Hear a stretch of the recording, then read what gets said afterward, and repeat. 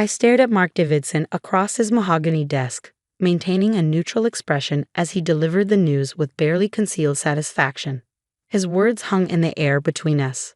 We're restructuring the department, and unfortunately, your position won't exist after next month.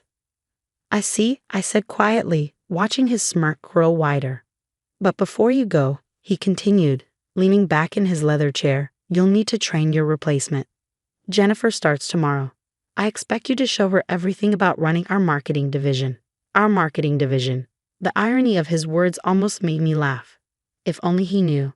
My name is Sarah Mitchell, and for the past 12 years, I've been the marketing director at Davidson Tech Solutions, or at least that's what everyone thought. The truth was far more interesting. 3 months ago, I had secretly purchased the entire company through a holding corporation I built over the years. Mark had no idea that the MKS Ventures that now own Davidson Tech was actually named after my initials, Sarah Catherine Mitchell. Of course, I replied, keeping my voice steady. I'll make sure Jennifer learns everything she needs to know. Mark nodded, clearly pleased with my docile response. Good. I knew you'd be professional about this. Too many people get emotional when they're let go. I thought about the stack of documents sitting in my lawyer's office, waiting to be filed tomorrow morning. Yes, emotions can certainly get in the way of business decisions. As I walked back to my office, I couldn't help but reflect on how I got here. 12 years ago, I'd started at Davidson Tech as a junior marketing associate. Back then, the company had been run by Mark's father, Robert Davidson, a brilliant businessman who saw potential in everyone, regardless of their gender or background. Under Robert's leadership, I'd flourished. He'd mentored me, challenged me, helped me grow from an eager rookie into a seasoned professional. When he promoted me to marketing director 7 years ago, he told me something I'd never forget. Sarah, success isn't just about making money. It's about building something that matters. But 3 years ago, Robert had passed away suddenly, leaving the company to his son. Mark had immediately started dismantling everything his father had built. The inclusive culture, the emphasis on innovation, the focus on employee growth. All of it replaced by a toxic environment of favoritism and short-term profit chasing. I watched as talented people were pushed out, replaced by Mark's drinking buddies and golf partners. The company's reputation began to suffer, our market share started slipping, and our best clients began looking elsewhere. That's when I started buying stock. It had begun as a small investment, just a few shares purchased through my personal account. But as Mark's mismanagement continued, more shareholders started selling. I created MKS Ventures as a holding company and began acquiring larger blocks of shares, always staying just under the threshold that would require public disclosure. 3 months ago, when one of the major institutional investors decided to sell their entire stake, I saw my opportunity. Through a complex series of transactions orchestrated by my lawyer, James Chen, MKS Ventures acquired controlling interest in Davidson Tech Solutions. He still doesn't suspect anything. Maya, my best friend and the company's head of HR, asked later that afternoon. She was one of only 3 people who knew the truth about MKS Ventures. I shook my head, organizing files on my desk. Not a clue. He's too busy congratulating himself on hiring Jennifer away from our biggest competitor. Maya snorted. You mean the competitor that's been losing market share for the past 2 years? The one that's about to be investigated for financial irregularities? The very same. I smiled, thinking about the stack of research I had on both Jennifer and her former employer. Mark thinks he's making a power move. He has no idea what's actually happening. When are you going to tell him? Tomorrow morning. James is filing the paperwork first thing, and then we're calling an emergency board meeting. I paused, looking at the photo on my desk. Me and Robert Davidson at the company's 10th anniversary celebration. It's time to put things right. Maya nodded, understanding in her eyes. Robert would be proud of you, you know. You're not just saving his company, you're making it better. I felt tears prick at my eyes but blinked them away. There would be time for emotions later. Right now, I had work to do. The next morning, I arrived early. Jennifer was already waiting in the lobby, dressed in an expensive suit that screamed corporate climber. Her resume had looked impressive at first glance, but I knew better. I'd done my homework. Jennifer, I greeted her warmly. Welcome to Davidson Tech. I'll be showing you the ropes over the next few weeks. She barely concealed her condescension as she looked me up and down. That's very kind of you. Mark has told me all about the changes he's planning to implement. I bet he has, I thought, leading her to my office. Well, why don't we start with our current marketing strategy? I'm sure you'll find it enlightening. For the next 2 hours, I walked Jennifer through our campaigns, our client relationships, and our future plans. She interrupted frequently, making suggestions that showed she had no real understanding of our industry or our market position. These retention strategies seem very old-fashioned, she said, gesturing dismissively at a presentation I created. In my experience, aggressive acquisition is much more effective than maintaining existing relationships. I made a note on my pad. Her attitude was confirming everything my research had suggested about her previous employer's troubles. At 10 a.m., my phone buzzed. A text from James. Papers filed. Board members notified. Meeting set for 11. Jennifer, I said, standing up, I'm afraid we'll have to cut this morning's training short. There's an emergency board meeting I need to attend. She looked surprised. Board meeting. But Mark didn't mention. No, I smiled. I don't suppose he did. I left her to my office and made my way to the conference room. Mark was already there, face red with anger as he talked on his phone. What do you mean, emergency board meeting? I'm the CEO. I have to approve any board meetings. He looked up as I entered, covering the phone with his hand. Sarah, what are you doing here? This is for executives only. I know, I said calmly, taking a seat at the head of the table. That's why I'm here. Before he could respond, other board members began filing in. I recognized most of them. The old guard who had served under Robert, gradually pushed to the sidelines by Mark over the past 3 years. James Chen arrived last, carrying a thick folder of documents. He nodded to me as he took his seat. What's going on here? Mark demanded, looking around the room. I didn't authorize this meeting. No, I said, standing up. I did. The room fell silent as James began distributing documents to each board member. 3 months ago, I continued, my voice steady, MKS Ventures acquired controlling interest in Davidson Tech Solutions. As of this morning, that acquisition is complete and fully documented with the SEC. Mark's face went from red to white. MKS Ventures. But that's my company, I finished for him. Named after my initials, Sarah Catherine Mitchell. The board members were reading through the documents now, murmurs of surprise and understanding filling the room. This is impossible, Mark sputtered. You're just a marketing director. You can't afford to buy a company this size. I thought about the years of careful investment, the long nights spent studying financial reports, the strategic planning that had led to this moment. Actually, Mark, I can. And I did. I opened my own copy of the documents. Now shall we discuss the future of Davidson Tech Solutions? The look on his face was everything I'd imagined it would be, a mix of shock, rage, and dawning comprehension.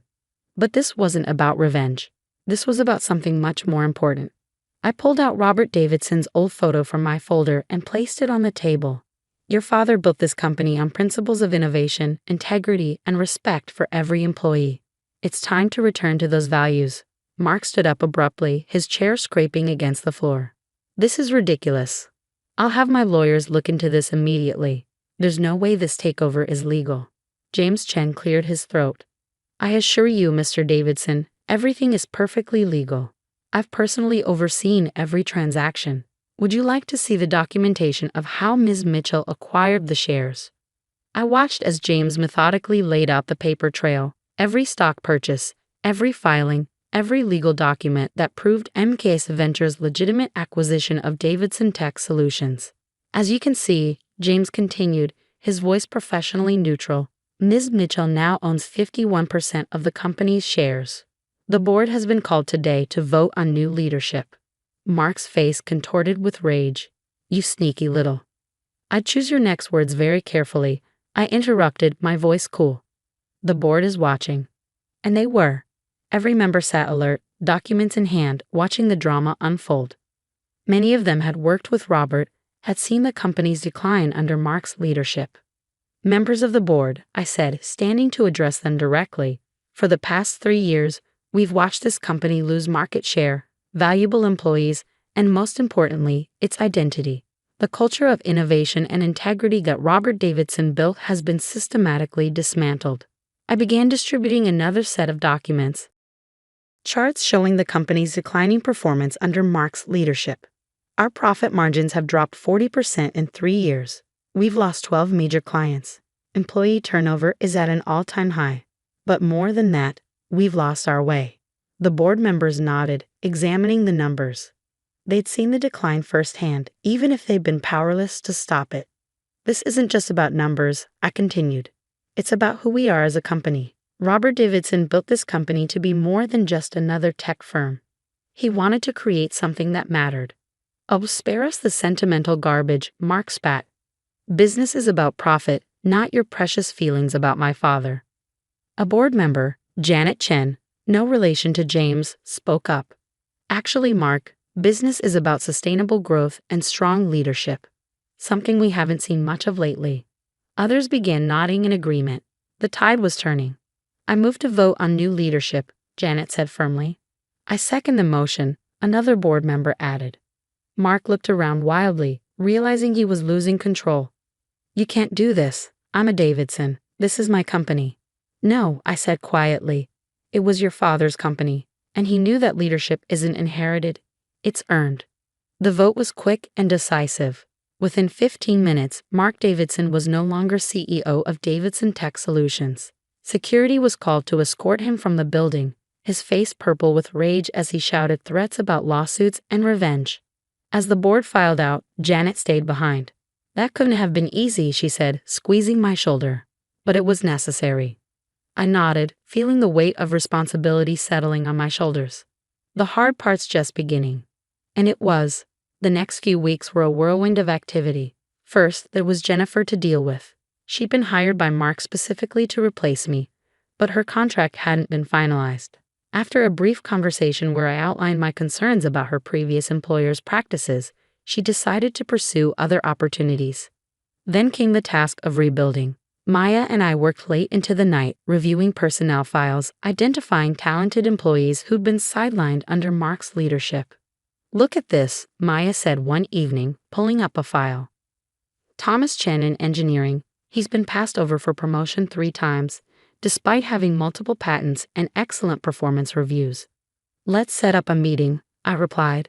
We need people like him in leadership positions. Slowly but surely, we began to reshape the company. I reinstated the mentorship program Robert had started. We revived the innovation lab that Mark had shut down. Most importantly, we started rebuilding the culture that had made Davidson Tech special.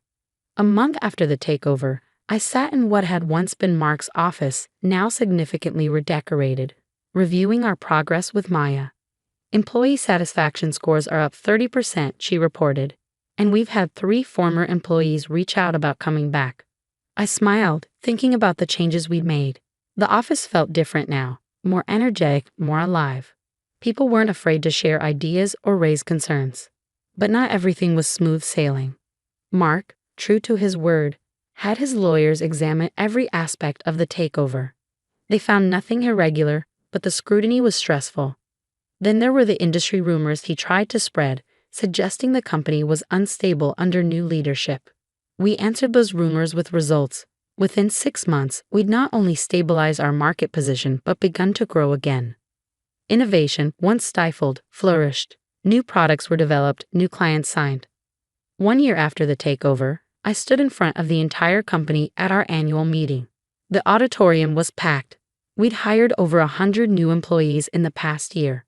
When Robert Davidson founded this company, he had a vision, not just of creating successful products, but of building something meaningful, a place where innovation and integrity went hand in hand. I paused, looking out at the sea of faces. Some had been there under Robert's leadership, others were new, but all shared the same sense of purpose. For a while, we lost sight of that vision. But today, we're back on track. Our profits are up 45% from last year. Our employee satisfaction is at an all-time high. But more importantly, we're making a difference. I gestured to the screen behind me, showing our latest project. A collaborative effort between our tech team and local schools, helping bring STEM education to underprivileged communities. This is what success looks like, I continued. Not just numbers on a spreadsheet, but real impact on real people's lives. After the meeting, Maya found me in my office, staring at Robert's old photo. "He would be proud, she said softly. I nodded, touching the frame gently. "I hope so. Sometimes I wonder if I did the right thing, taking over the way I did." "Sarah," Maya said firmly, "you didn't just take over. You saved this company. Look at what you've built." She was right. In the past year, we'd done more than just restore the company. We'd made it better. Our technology was more innovative, our culture stronger, our impact greater. The photo on my desk wasn't just of Robert anymore. Next to it sat a new one, taken at our last company picnic. Hundreds of smiling faces, all part of something bigger than themselves. That evening, as I prepared to leave the office, I received an unexpected email. It was from Robert's widow, Margaret. "Dear Sarah, I've been watching what you've done with the company this past year. Robert always said you were special, that you understood what Davidson Tech was really about. He was right. Thank you for keeping his dream alive and for making it even better. With gratitude, Margaret." Tears pricked at my eyes as I read her words. This was why I'd done it, not for revenge against Mark, not for personal gain, but because some things are worth fighting for. The next morning, I arrived early as usual. The office was quiet, but not for long. Soon it would be filled with energy, ideas, and possibility. As I walked to my office, I passed the wall where Robert's old motto hung. "Success isn't just about making money. It's about building something that matters." I smiled, thinking about how far we'd come. Mark had thought he was pushing me out, forcing me to train my replacement. Instead, he'd inspired me to become something more. Not just an employee, but a leader. Not just a marketer, but a visionary. Sometimes the best revenge isn't revenge at all. It's proving that you were right all along, that integrity, innovation, and respect aren't just nice words on a wall, but principles worth fighting for. As the office began to fill with employees, I heard the familiar buzz of creativity and collaboration. This was Robert Davidson's real legacy, not just a successful company, but a place where people could grow, innovate, and make a difference. And now it was my legacy too.